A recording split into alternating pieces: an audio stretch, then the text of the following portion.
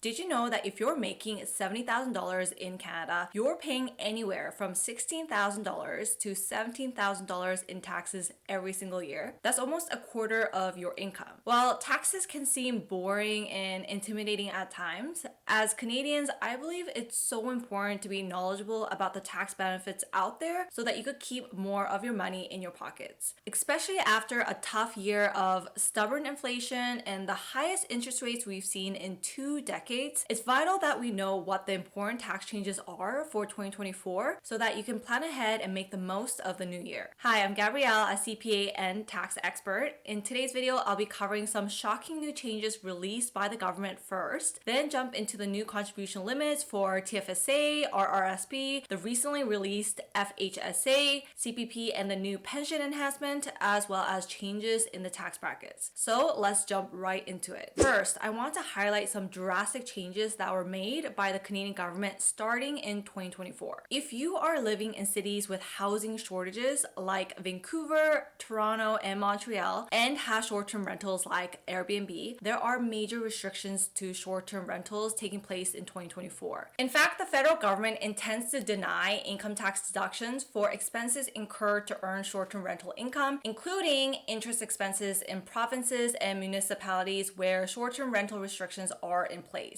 And these measures would apply to deny all expenses incurred on or after January 1st of 2024. In fact, in cities like Montreal, Toronto, and Vancouver in 2020, there were almost 19,000 homes being operated as short-term rentals that could have been used for permanent housing. The aim of this new legislation is to put back thousands of units back into the long-term rental market. The Canadian government means serious business when cracking down on short-term rentals with the aim to alleviate the housing crisis. Specifically in BC, starting in May of 2024, there are going to be restrictions where you will only be limited to short-term rentals pertaining to a principal residence and a secondary dwelling. So if you own multiple properties for the purpose of short-term rentals like Airbnb, this will no longer be allowed and will actually become illegal to operate in BC. And if you are planning to do short-term rentals with your principal residence, you will be required to register with the province. If this is applicable to you, make sure to check out the rules in your municipality about the short-term rental restrictions. Another update is relevant for those who see psychotherapists and counseling therapists. You can expect to see a reduction in your bill as the federal government announced it will be taking GST and HST off of these professional services to help ensure Canadians could afford the care they need. According to the Parliamentary Budget Officer, the measure will cost $64 million in lost revenue over a 5-year period. So if you're in Ontario and have been paying a 13% HST on a $200 session, then you will essentially be saving $26 every session. Now that we got those two updates out of the way, let's jump into the new contribution limits. Tax-free savings account, TFSA. The tax-free savings account is a tax-sheltered investing account that was first released in 2009 that is flexible and can be used towards any savings goal that you have. In a TFSA, you invest your money and earn income like interest, dividends, and capital gains tax-free. Typically, if you invest in a taxable account, you are subject to tax on your earnings every year, so the compounding tax savings on your investments in your TFSA can be significant over time. The great thing about TFSAs is that you can withdraw from it anytime without any penalties. The only catch is that withdrawals made will be added back to your TFSA room the following year. How much you can contribute to your TFSA is determined by your contribution room, which grows every year by the TFSA annual room limit. Make sure that you know your limit because any over contributions are subject to pretty hefty penalties. As you can see here, the 2024 TFSA annual room is indexed to inflation and increased by $500 from $6,500 last year to $7,000 this year. Your TFSA contribution limit accumulates over time and any unused room is carried forward so it doesn't just disappear. For example, if you are born in years 1991 or earlier, which means that you were 18 or older in 2009, your cumulative TFSA room is $95,000. Registered Retirement Savings Plan, RRSP. The RRSP is a registered account with the Canadian government with the purpose to save towards your retirement. In RRSP, you invest your money and earn income like interest, dividends, and capital gains on a tax-deferred basis. This means that income does grow in your RRSP tax-free tax-free, but you are eventually taxed on the income when you withdraw from your RRSP, ideally when you retire. Typically, if you invest in a taxable account, you are subject to tax on your earnings every single year. But in an RRSP, your investment income doesn't get taxed and can grow tax-free. The greatest tax advantage with an RRSP is that contributions you make are tax deductible, which reduces your taxes and potentially put you in a refund position. However, since you receive the benefit of a tax deduction, any withdrawals from your RRSP will be subject to withholding tax. You will also need to include the withdrawn amount in your income and be taxed on it. It's important to note that you can only contribute to your RRSP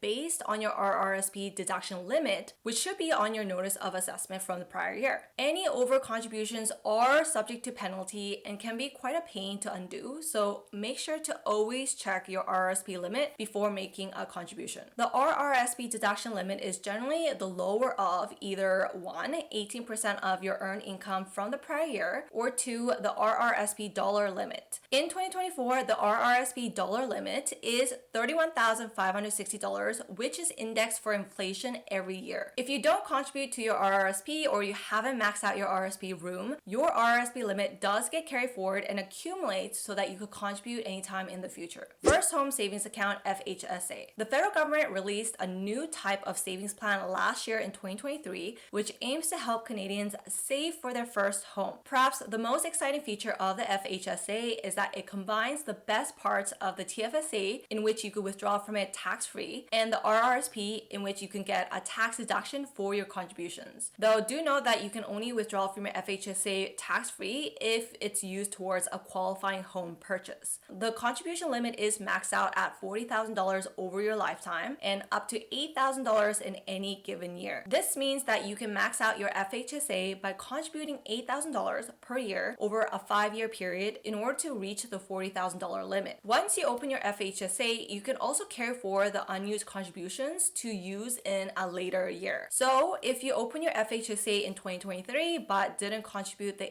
$8,000, you can carry forward that amount to 2024 and contribute a total of $16,000. The main difference between the FHSA and the home buyers plan, which is under the RRSP, is that your withdrawal is $40,000 versus $35,000. This means that you can withdraw $5,000 more tax-free under the FHSA. In addition, you're not required to pay back the $40,000 under the FHSA, whereas under the home buyers plan, HPP, you would need to pay back the withdrawn funds within a 15-year period. Otherwise, that amount gets included in your income. And if you have enough savings, you can also take advantage of both the FHSA and the HPP so that you can make a combined original contribution of $75,000 tax-free towards your first home. Canada Pension Plan, CPP. CPP is a pension available to Canadians when they retire that pays out a monthly taxable benefit. You can start receiving CPP when you are at least 60 years old until the rest of your life. For 2024, the maximum monthly amount that you can receive if you start your pension at age 65 is $1,364.60. However, the average monthly amount paid for a new retirement pension at age 65 in October of 2023 was $758.32. Your situation will determine how much you'll receive up to the maximum. In order to receive this benefit when you retire, every person over the age of 18 who works in Canada and earns a minimum of $3,500 per year must contribute to the CPP. How much you contribute depends on your employment income. You may have noticed CPP as one of your deductions from your paycheck. And while it may feel like another tax, technically it's money that you will see back when you retire. In fact, your employer also contributes towards your CPP as well. In 2024, the CPP contribution rate stayed the same at 5.95% of your earnings, the same rate as 2023. However, the 5.95% applies to a new maximum annual pensionable earnings of $68,500, up from $66,600 in 2023. This means that if you earn more than the maximum annual pensionable earnings, you're capped at max CPP contributions of $3,867.50 as an employee, up from $3,754.45 last year, which is an increase of $113.05. And your employer will also have to match that amount. If you're self-employed, you will need to pay both contributions as an employee and an employer up to a maximum of $7,735. But that's not all the changes changes to CPP in 2024. There is now a second additional CPP contribution that began on January 1st of 2024 for workers who earn higher wages. It's important to understand the first earning ceiling, which is $68,500 as mentioned previously, and the new second earning ceiling, which is $73,200 for 2024. This means that you need to take the difference of the two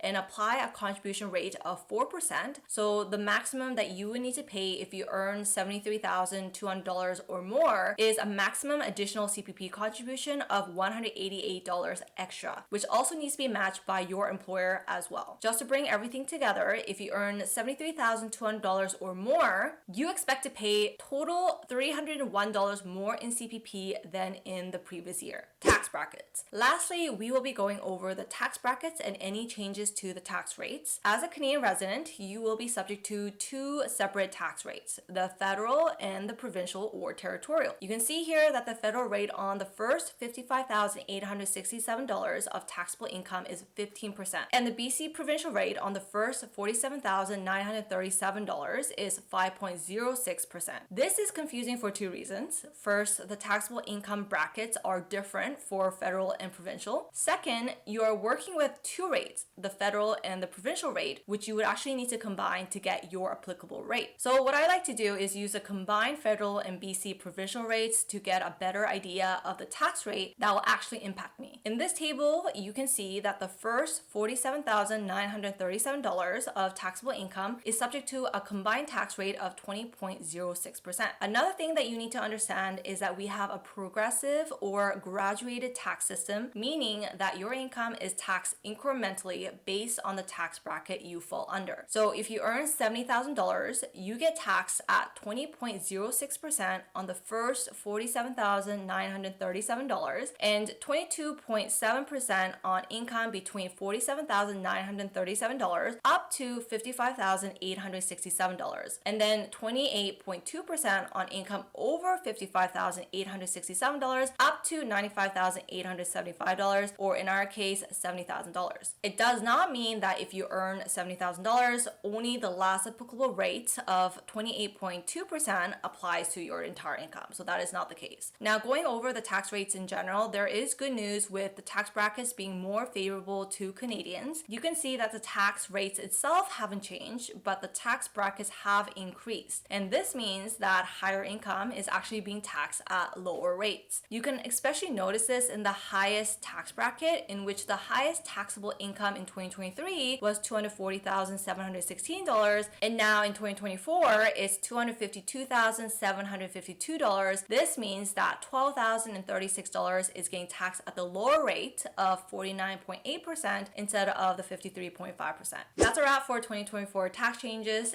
If you want to learn more about the details about the various plans that we went over today, I go into more detail about eligibility and withdrawal rules in my last 2023 tax update, which I will link over here for you to see. And if you are a service-based business in Canada, like a content creator, consultant, or coach, and you're looking for a tax accountant in BC or Ontario, feel free to contact us to learn more about how we can help. All links will be in the description box down below. Thanks so much for watching today, and I'll see you guys in my next video. Bye!